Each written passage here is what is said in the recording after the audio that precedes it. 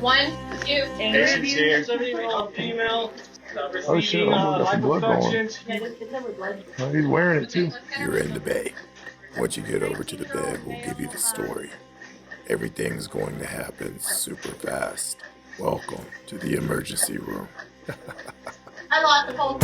It's 300 please. I'll keep you on again. Pulse check. No pulse. no more pulse. Yeah. Where the echo people get? And her blood pressure is off the dropping.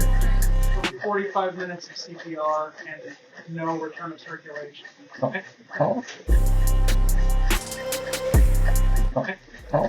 Usually, when we talk about a medical diagnosis, there's this expectation of absolute precision, right? You know, you break your arm, the x-ray shows a jagged white line, and the clinical path is just obvious. Oh, exactly. It's black and white. Yeah. But step into obstetric nursing, specifically the postpartum period, and that x-ray machine essentially shatters. You're looking at a diagnostic landscape that is entirely murky.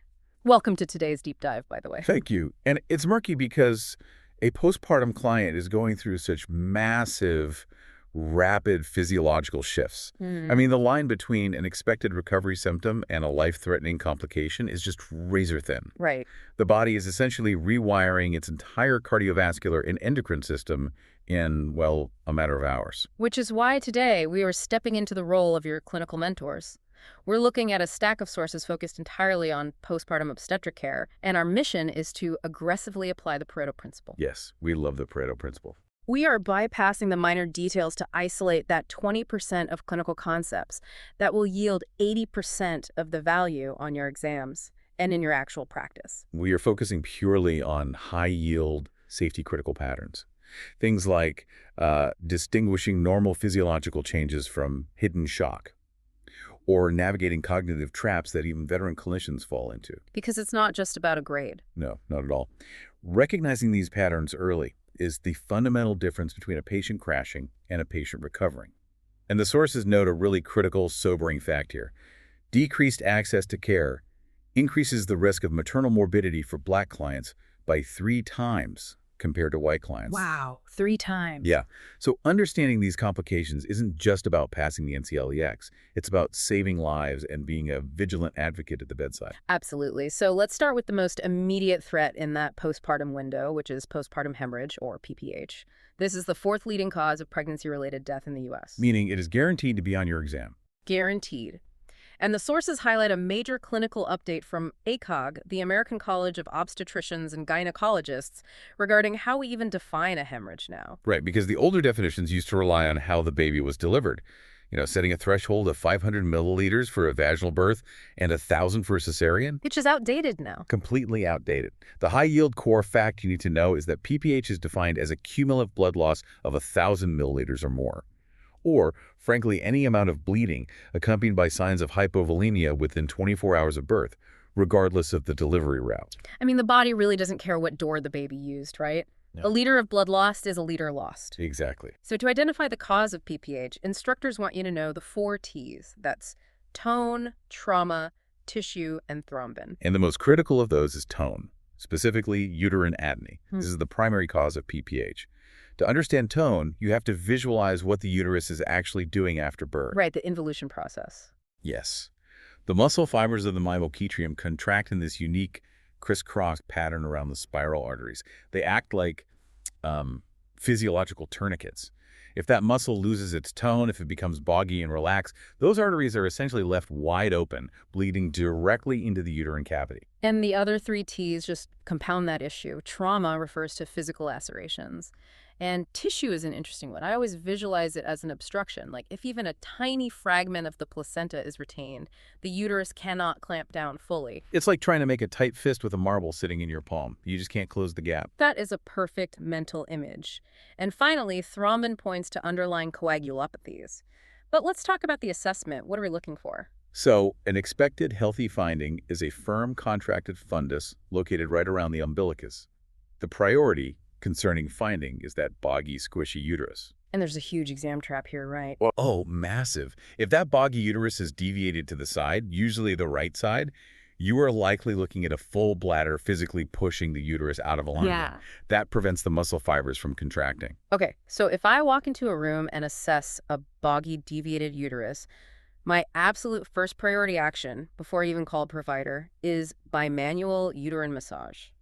I am physically applying pressure to stimulate those muscles. Yep. Massage the fundus first. And at the same time, another nurse should be placing an indwelling Foley catheter to drain that full bladder, giving the uterus the physical real estate it needs to clamp down. And we also need to quantify the blood loss. Don't just eyeball it. Human beings are terrible at visually estimating fluid on bed sheets. We really are. You have to weigh the blood-soaked pads. The standard clinical conversion to remember is that 1 gram of weight equals 1 milliliter of blood volume. Okay, wait, let me push back here, acting as the student. If a patient is bleeding heavily and loses a full liter of blood, won't their heart rate skyrocket and their blood pressure tank immediately?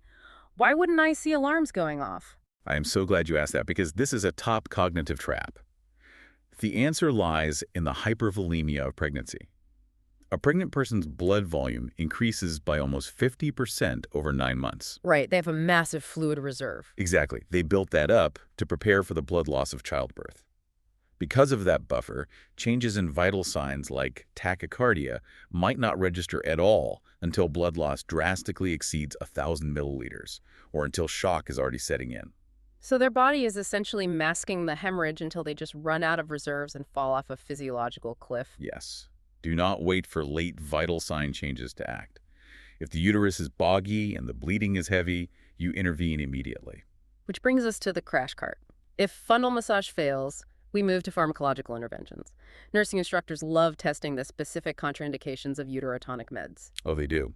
Because it's not just about knowing what drug to give, it's about knowing exactly which patient will be harmed by it. Right. So the baseline intervention is oxytocin. Right. Yes. Oxytocin is your first-line IV or IM drug. It stimulates smooth muscle contraction. But if the uterus isn't responding, we pivot to secondary urotonics. And this is where the look-alike, sound-alike danger zones exist. Let's dissect methylorgonavine first. This causes very intense, sustained uterine contractions, but the systemic effect is the danger. Right, because it causes massive systemic vasoconstriction. Giving methylorgonavine to a patient with a history of hypertension or preeclampsia is a catastrophic error. You risk inducing a hypertensive crisis or even a stroke. So here is your memory anchor. Think M in methylorgonavine means monitor blood pressure, no hypertension. Love that. Next is carboprostramethamine. This one is a prostaglandin, but it affects smooth muscle beyond just the uterus, specifically the airways. So it can trigger severe bronchospasm. Exactly. The absolute contraindication here is a patient with a history of asthma or active cardiovascular disease. Administering this to an asthmatic patient could secure the uterus but close off their airway. So the C in carboprost is a reminder to check for cough or asthma. Then we have misoprostol. Now, this is technically an off-label anti-ulcer drug, right? Yes, it's a synthetic prostaglandin for the stomach. But in OB, a potent side effect is severe uterine contraction. It's uniquely useful because you can give it rectally, allowing for rapid absorption if IV access is compromised during a crisis. Okay, let's pivot to a medication that creates a direct physiological contradiction. Magnesium sulfate. We see this used in the antepartum phase for preeclampsia or preterm labor. Right, because mag sulfate is a potent, smooth muscle relaxant. It blocks the calcium channels that muscles need to contract, which is great for stopping preterm labor. But terrible for postpartum. Exactly. Postpartum, our entire goal is to make the uterus contract to stop bleeding. If a patient is on a mag drip, their uterus is chemically blocked from clamping down. They are at an exceptionally high risk for PPH. So your priority nursing action is hypervigilance for uterine atony while monitoring deep tendon reflexes and respirations to prevent mag toxicity. And you must have the antidote ready. Calcium gluconate. Since mag blocks calcium channels, flooding the system with calcium gluconate reverses that blockade. Perfect. Now, sometimes giving a drug to contract the uterus is the exact wrong move, especially with structural emergencies like uterine inversion. Uterine inversion is a catastrophic event where the fundus collapses downward, literally turning the uterus inside out through the cervix. And exams will test this because it's often iatrogenic, meaning we accidentally cause it, like a provider applying excessive cord traction or a nurse applying aggressive fundal pressure on a boggy uterus. Right.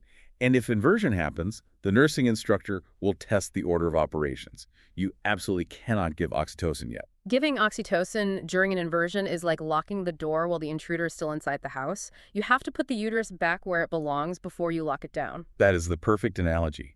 Your priority action is to administer a tocolytic like terbutaline first. You have to relax the uterus so it can be manually replaced, and only then do you give oxytocin to keep it clamped in place. Let's touch on another structural issue. Placenta Accreta Spectrum, or PAS. This is where the placenta attaches abnormally deep. Yes. In placenta accreta, it attaches too deeply. In creta, it invades the muscle layer. And in percreta, it penetrates right through the uterine wall and can attach to surrounding organs like the bladder. And the big risk factor to know here is a history of prior cesarean sections, right? The placenta bypasses the scar tissue looking for a richer blood supply. Exactly. Knowing that risk factor prepares the team for a complex delivery, often a planned hysterectomy, because forcibly detaching it will cause fatal hemorrhage. Okay, moving on to section 4, hidden dangers. Mentors know exams love testing your ability to spot problems that don't bleed openly onto the bed. How do we detect a hemorrhage we can't see? We use the shock index, or SI. You calculate it by dividing the patient's heart rate by their systolic blood pressure. Because the heart rate creeps up early, but blood pressure drops late. Exactly. A normal shock index is less than 0.6. A score greater than 1.4 means the patient is entering severe hypovolemic shock. One cause of that hidden blood loss is a postpartum hematoma. A vessel in the genital tract gets nicked, the skin stays intact, and it bleeds into the connective tissue. The exam trap here is differentiating expected trauma from a hematoma. Expected is just general perineal soreness. The priority concerning finding is intense, localized pain. They might feel the urge to bear down, have urinary retention, and show signs of shock tachycardia, but with absolutely no visible vaginal bleeding. The pain is out of proportion to what you're seeing. Another hidden danger is clots, deep vein thrombosis. Pregnancy is a hypercoagulable state. Right, fibrinogen increases, fibrinolytic activity decreases, and C-sections dramatically increase this VTE risk due to surgical trauma and immobility. So your priority action is to assess for unilateral leg edema. Statistically, 88% of these occur in the left leg because the gravid uterus compresses the left iliac vein. Use pneumatic compression devices, administer low molecular weight heparin, and get them ambulating early. Do not let them sit for long periods. Okay, let's look at the next major hurdle. Postpartum infections. Exams love testing your ability to spot the lookalikes. Let's compare endometritis and mastitis. Endometritis is the most common. It's an infection of the inner uterine lining. Watch for significant uterine tenderness, foul-smelling lochia, and fever. And the risk goes up 5 times with a C-section. Versus mastitis, which presents with flu-like symptoms and a unilateral red, hot, swollen breast. And here's the classic student question.